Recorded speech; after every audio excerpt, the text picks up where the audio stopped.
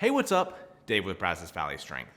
Today's video is most likely going to be directed primarily at newer lifters, but I think pretty much everything that I'm going to say here applies to lifters of all levels looking to get every bit that they can out of, we'll say, their powerlifting career or just their training career overall. So I think to set up what I'm going to say, I'm going to talk about myself for a little bit. I'm going to set up how I got from the beginning to where I am right now. And my lifting started probably in a way that people really would not expect. I was in middle school, I guess 15 years old, and I was lifting in my gym class, playing football in middle school, and I was lifting with the weakest kids. They would organize us by, I think mostly it was like bench press max, and they would put us into groups. I don't think I could bench press the barbell. I was incredibly small and weak, and that put me in a group of people, athletes I guess at the time, that I didn't want to be with. I wanted to be with the kids that were much better at sports and not the group that I got stuck with. And so my response to that was, as a 15-year-old, I started going to the gym before my classes as a middle schooler, so before 8 o'clock in the morning or whatever. I was going up to the gym at least 3 times a week and working out because I did not want to be in the group that I wanted to be with. And I just started training. I had no idea what I was doing. Bunches of sets of 10 and whatever, just doing whatever I could, just trying to train hard. And eventually it paid off, right? Moved up through the groups, got with much higher groups. That stuck with me all the way through high school. I didn't really like the programming a lot of times that my high school football team was doing, so I was doubling up. I was doing 2-a-days a lot of times, at least twice a week. I remember in high school, I was going to the gym before school and doing extra sessions to be able to do stuff that I thought was going to be better than what was happening in the gym. Now, I don't know necessarily if that was right or not, but I think just that drive, that effort overall really paid off, going from a kid who could not bench press the barbell to absolutely one of the strongest kids in my school. And I just really never stopped. Along with that, I was just absolutely trying to put on as much muscle as I could. And that came down to nutrition, just like hammering protein. I wasn't tracking my food at all at that point, but we'll touch on that stuff later. But really trying to give myself every opportunity to grow and to get bigger. And I think some of that, I was a linebacker in high school, so there was a lot of incentive for me to just get really big and get really strong while staying, fast and mobile and not getting too overweight. And after high school, I didn't play any sports in college or anything, but I just kept lifting. And I actually genuinely did not know that powerlifting was a thing outside of high school. So whenever I did high school powerlifting, so all equipped kind of stuff, but I left and I thought, okay, that's the end. High school sports are over, so we're done. I was familiar with the West Side guys, but I just thought for me to do powerlifting, it would have to continue to be squat, suit, and wraps, and that I would have to be a part of a team, and I just wasn't really interested in all that. So I kept training the way that I was wanting to train, right? Kind of power building style. I liked squat, bench, and deadlift. Didn't really know powerlifting existed, and just kept lifting really hard and trying to get as big as I possibly could. And eventually I met some lifters up in the College Station area, just at a commercial gym, that were members of the A&M powerlifting team. And then that kind of led, me to being able to find out that powerlifting is actually a thing. USA Powerlifting exists, Raw Powerlifting is here. So I signed up for my first competition, go to nationals, and I think whenever my first meet was, USA PL meet, I don't remember exactly at this point, maybe 2015. I got 15th in the nation and very quickly moved up to top 10, top 5, win. And I think so much of that I can probably credit to the fact that I did not know powerlifting existed, because it really influenced my training style. And I think that if I had known earlier on, or even in high school, if I would have cared more about my weight class, and post high school, if I would have defined myself as a 90 kilo lifter, or whatever, 82 and a half maybe at that point. If I would have defined myself that early on by those weight classes and started trying to restrict how big I was getting, I really don't know that I would be where I am. So hindsight, I'm very, very grateful for those years in between high school and me starting to compete again. I mean, it was probably 5-6 years later of me just training and trying to get as big as I possibly could while staying pretty lean at that point. And that stuff, I think, is the primary driver for my success now. And I even one thing on top of that is that I always enjoyed like hypertrophy training for upper body stuff and, did a lot of upper back work and those kind of things.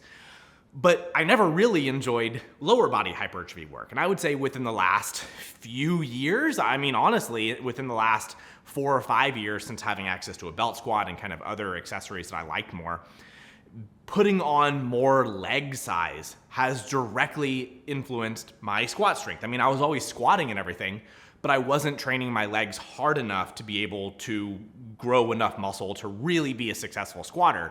And so I think that's where people are seeing me become a lot more well-rounded now, is me investing more in hypertrophy work for my legs that I didn't do historically, even all through that like power building time when I didn't know that powerlifting was a thing. So my point with all of this is that for newer lifters, I think it's a pretty horrible mistake to find whatever weight you weigh right now, find powerlifting as a thing, start training powerlifting style, kind of limiting your accessories, making your body weight stay pretty static, and chasing after what will potentially be short-term gratifications, trying to beat that teen record in your state, or those kind of smaller records that are meaningful, right? They're not nothing. But if your goal is to be the strongest powerlifting that you can be over time, right? If you're looking to challenge people in the top 3, win your weight class or whatever, or win a weight class, I think is the point, that you should not be specializing very early. You should not be considering yourself like, I'm purely a powerlifter, I'm training SBD now, here's my weight class, I'm gonna stay right here forever because these teen goals are something that I really have on my mind. And I, like I said, I really don't know where my success would be if it wasn't for that kind of lack of information. And I think we can look at that. I mean, there's research on specialization, early specialization for athletes in sports. And it's, I think, probably universally accepted that athletes that try to specialize too early in sports, it ends up being a detriment. And I would say absolutely that's the same thing here in powerlifting. And one of the biggest things in that category right there is just lifters not knowing how to move, like in a surprising way to me, that people will be able to like generally do squat, bench, and deadlift well enough, but kind of have a pretty poor understanding of what I would say is like basic cues. But then beyond that, examining it further, historically, a lot of the videos that I made initially making this channel get going was all about hinging, because that's something that I feel like almost no one does well, even relatively good lifters. And then I look at more intermediate kind of beginning lifters, and they're horrible at accessories, right? Like doing lat pull downs and seated rows about just the sloppiest way that you possibly could. And that's another sign to me of like weirdly early specialization, that if you really invest in becoming a good bodybuilder, that you'll learn how to feel your muscles. You'll learn how to hinge. You'll learn how to move. You'll learn how to, when you're doing the leg press, how do I feel my legs? When I'm doing seated rows, how do I work my back the most?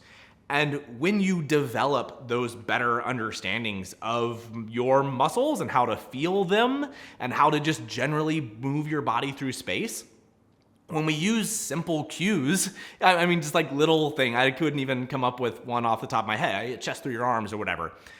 If you've done some good bodybuilding training and you've worked on, isolating muscles and trying to feel things, if there's little minute things that you can do to just feel those muscles a little bit better, those things are so simple within powerlifting.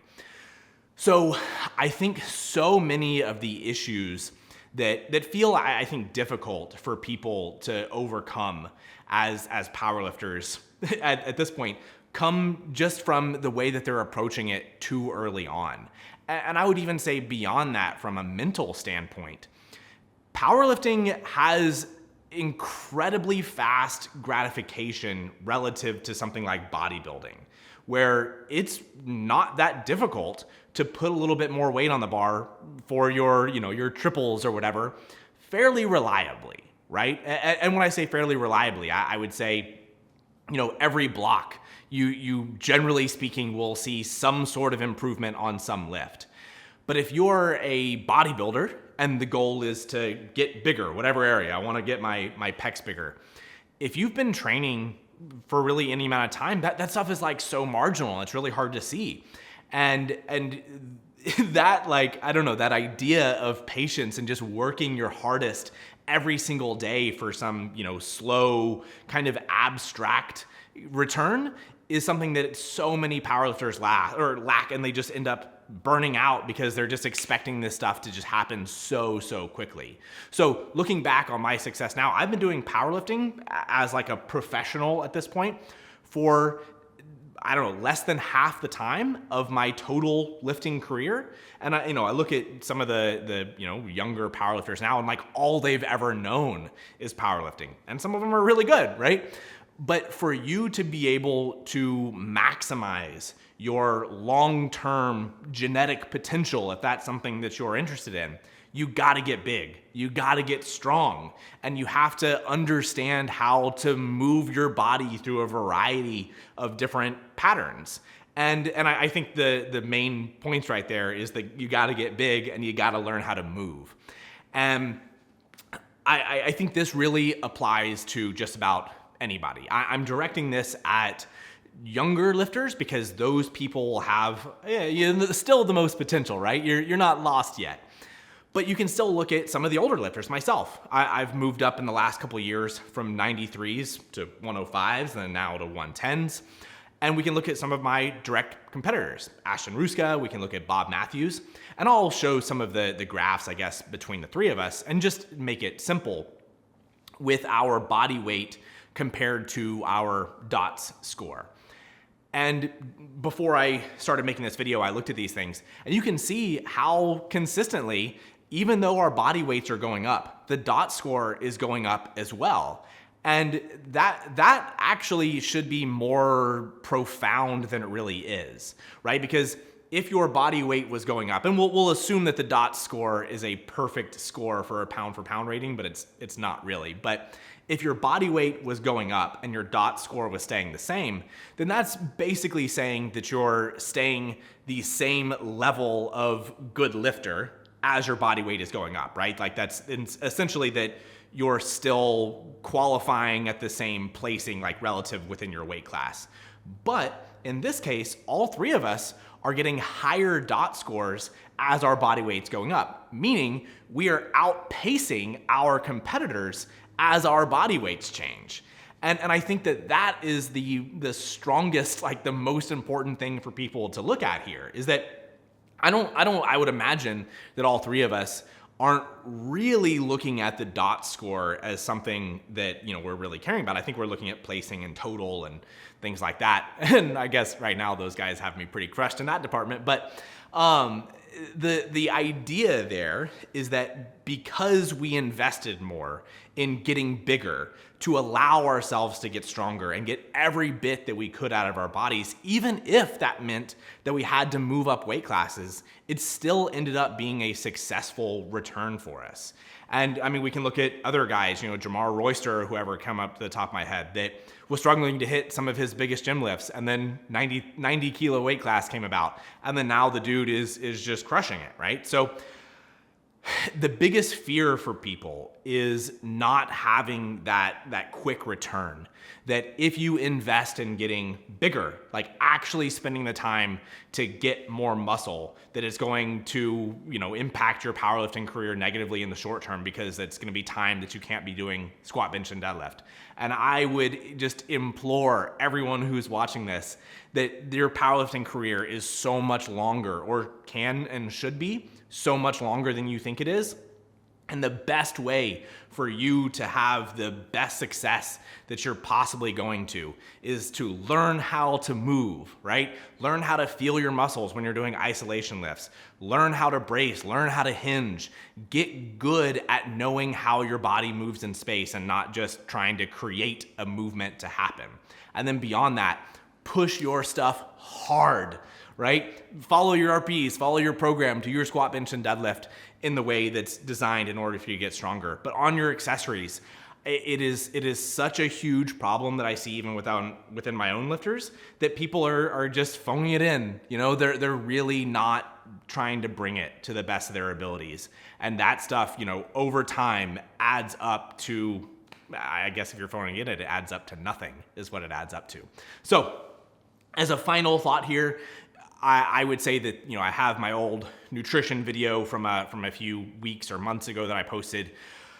That one has to be mentioned within this video, is that if you're a young lifter, you know, if you're in high school or whatever, you're not always gonna have the ability to be able to you know, plan your food and have your mom cook your food for you exactly the way you want.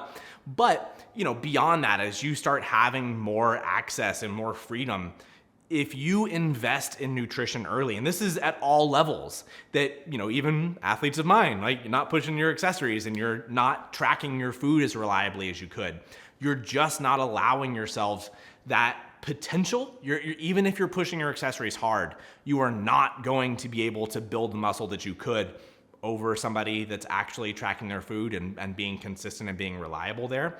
And I can't emphasize that enough, that it is the little things. It's the little details. It's like all the non-squat, bench, deadlift stuff that is making me better than you. And it's making all the people that you see at the top keep beating you. And for you to be able to catch us and be able to end up on that stage, if you aren't investing in these details, it's not gonna happen for you. So if you are a young lifter, be a bodybuilder as well as a power lifter. Track your food, eat a lot of protein, eat a lot in general, and giving yourself those opportunities to gain weight and not just saying, well, I lifted at 74, you know, as a teen, I'm a 74 for the rest of my life. I really think that that's a really, really bad mistake. So gain weight, I would absolutely encourage everyone to stay relatively lean. It just, you know, from a, I don't know, health, you know, whatever standpoint, obviously it makes a big difference, but it also gives you options, right? That you shouldn't be doing the, you know, starting strength, go mad kind of diet. You just get as big as you possibly can. That will probably influence things negatively in the long run if you actually have to like spend some time cutting or whatever. But if you just set macro factor, by the way, if you're not using macro factor, use that code Wilson, but set it to give you a slow gain, you know, a pound and a half a month or something, and just get big and strong. And then maybe you'll have a chance at coming up and beating me. So anyway, hopefully that's helpful. I really think that a lot of you younger guys, I see so much talent out there right now. And I just think, you know, I want to be able to give you guys the best opportunity to actually see the ultimate result. So anyway, if you like the video, give me a thumbs up, subscribe to the channel if you haven't already, and we'll see you next time.